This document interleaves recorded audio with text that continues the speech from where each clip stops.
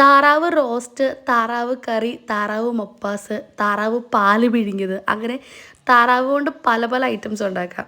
നമ്മളിന്ന് താറാവ് വെച്ചിട്ടൊരു തേങ്ങ വറുത്തരച്ചിട്ടുള്ളൊരു താറാവ് കറിയാണ്.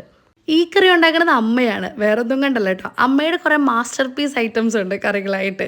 അങ്ങനെ അതിൻ്റെ അകത്തുള്ളൊരു സ്പെഷ്യൽ ഐറ്റമാണ് ഈ താറാവ് തേങ്ങ വറുത്തരച്ചിട്ടുള്ളത്. ഈ കറിയുടെ ടേസ്റ്റ് അന്യായമാണ്, വേറെ ഒന്നും പറയാനില്ല കേട്ടോ.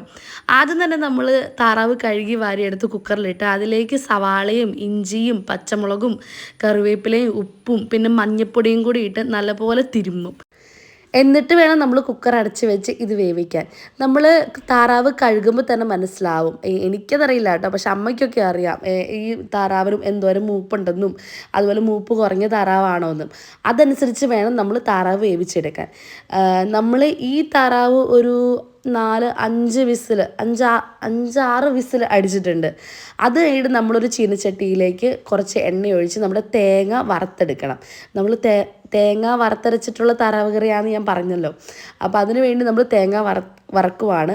അതിൻ്റെ ഇടയ്ക്ക് താറാവിന് കുറച്ച് കൊഴുപ്പ് കിട്ടാൻ വേണ്ടിയിട്ട് ഞാൻ ഒരു ഉരുളൻകിഴങ്ങ്, ഒന്നല്ലട്ടോ ഒരു 4, ഒരു വലുതും ഒരു 3 കുഞ്ഞിതും അങ്ങനെ ഉരുളൻകിഴങ്ങ് എടുത്ത് തൊലി കളഞ്ഞ് മുറിച്ചെടുത്തിട്ടുണ്ട്. നമ്മുടെ താറാവ് വെന്ത് വന്നിട്ടുണ്ട്. ഇങ്ങനെയാണ് വെന്ത് കഴിയുമ്പോൾ ഇരിക്കുന്നത്. ഒരു സ്പൂൺ കൊണ്ട് നമുക്ക് ഈ താറാവ് ഒന്ന് ജസ്റ്റ് ഒന്ന് ഇളക്കാം. നമ്മൾ ഒരു താറാവാണ് മേടിച്ചത്, എന്നിട്ടാണ് വെന്ത് കഴിയുമ്പോൾ ഇത്രേ ഉള്ളൂ കേട്ടോ. പിന്നെ നമ്മൾ ഉരുളൻകിഴങ്ങ് കട്ട് ചെയ്യണം. പക്ഷേ കട്ട് ചെയ്യണം ഇങ്ങനെയല്ല, കുറച്ചും കൂടെ മുഴുത്ത പീസായിട്ടായിരുന്നു കട്ട് ചെയ്യേണ്ടത്.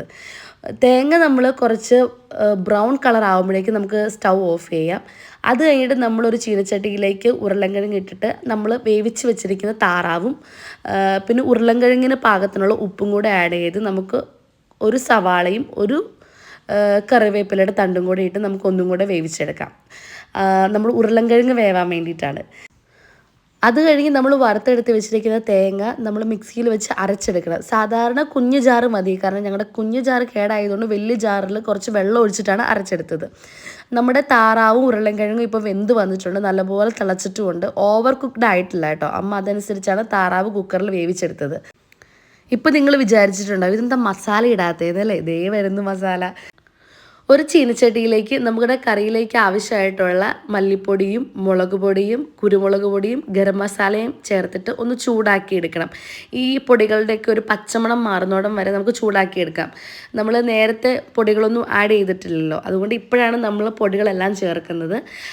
നമ്മുടെ അപ്പുറത്തെ സ്റ്റൗവിലാണെങ്കിൽ നമ്മുടെ താറാവൊക്കെ നല്ലപോലെ തിളച്ച് വന്നിട്ടുണ്ട്. ആ സമയം നമ്മുടെ ഈ പൊടികളെല്ലാം നമുക്ക് ചൂടാക്കി വെച്ചിരിക്കുന്ന ഈ പൊടികളെല്ലാം നമുക്ക് ഇതിൽ ആഡ് ചെയ്തിട്ട് നല്ലപോലെ ഇളക്കി കൊടുക്കണം. അപ്പോഴേക്കും നമ്മുടെ കറിക്കൊരു നല്ലൊരു മണം വരും കേട്ടോ. അപ്പം തന്നെ ടേസ്റ്റ് ചെയ്യാൻ തുടങ്ങാം നമുക്ക് വേണമെങ്കിൽ. ഞാൻ ഈ സമയം തൊട്ട് ഉപ്പ് നോക്കാൻ തുടങ്ങിയായിരുന്നു. ഇതെല്ലാം മിക്സ് ചെയ്ത് കഴിയുമ്പോഴേക്കും നമ്മുടെ വറുത്ത് വെച്ചിരിക്കുന്ന തേങ്ങ ആഡ് ചെയ്യാം. ഇതിപ്പോൾ വലിയ ജാറായതുകൊണ്ടാണ് വെള്ളം പോലെ ഇരിക്കുന്നത്. സാധാ ജാറിൽ നമുക്ക് പൊടിയായിട്ട് തന്നെ ചേർക്കാം. എന്നാലും ടേസ്റ്റിനൊന്നും ഒരു വ്യത്യാസമില്ല കേട്ടോ. അപ്പോഴേക്കും നമ്മുടെ കറിയുടെ ടെക്സ്ചർ തന്നെ മാറിയിട്ടുണ്ട്. ഒരു നല്ലപോലെ കുറുകി നല്ലൊരു കളറൊക്കെ ആയിട്ട് നല്ലൊരു സ്മെല്ലൊക്കെ ആയിട്ടിരിക്കും. ഈ ഒരു പരുവത്തിലിരിക്കും കേട്ടോ നമ്മുടെ കറി. ഇനി ഇതിലേക്ക് വേണ്ടിയിട്ട് നമ്മുടെ കൊച്ചുള്ളി മൂപ്പിച്ച് ചേർക്കാം. അതിനൊരു പ്രത്യേക ടേസ്റ്റ് ആണല്ലോ, ഞാൻ പറയേണ്ട കാര്യമില്ലല്ലോ. അപ്പോൾ ഒരു ചീനച്ചട്ടിയിലേക്ക് നമുക്ക് കുറച്ച് ഉള്ളിയും കുറച്ച് കറിവേപ്പിലയും നല്ലപോലെ മൂപ്പിച്ചെടുത്തിട്ട് നമ്മുടെ കറിയിലേക്ക് ചേർക്കാം. എൻ്റെ മോനെ, ഈ ഒരു സമയമുണ്ടല്ലോ നമ്മുടെ ഇല്ലാത്ത വിശപ്പൊക്കെ ഉണ്ടാകും. അതൊരു പ്രത്യേക ഒരു അനുഭവമാണല്ലോ, നിങ്ങൾക്കത് പറഞ്ഞാൽ മനസ്സിലാവുമല്ലോ. എനിക്ക് വിശപ്പില്ലെങ്കിൽ പോലും ഈ സമയമാകുമ്പോൾ വിശപ്പ് കൂടുതലാവും. ഇനി നമ്മുടെ ഉള്ളിയും മസാലയും എല്ലാം കൂടെ നല്ലപോലെ കറിയിലേക്ക് മിക്സ് ചെയ്ത് ഉച്ചയാകുമ്പോൾ ചോറിനൂടെ കഴിക്കാം.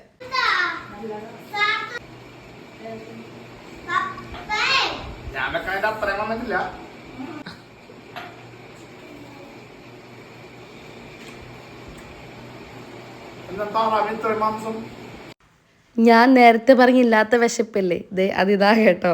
അപ്പം നമുക്ക് ഉച്ചയ്ക്ക് ചോറിൻ്റെ കൂടെ താറാവ് കറി കൂട്ടി കഴിക്കാം. അപ്പം എങ്ങനെയാ, ഞായറാഴ്ചയായിട്ട് എല്ലാവരും താറാവ് മേടിക്കുവാണോ? വേറൊരു വീഡിയോ ആയിട്ട് പിന്നെ കാണാം. ടാറ്റാ.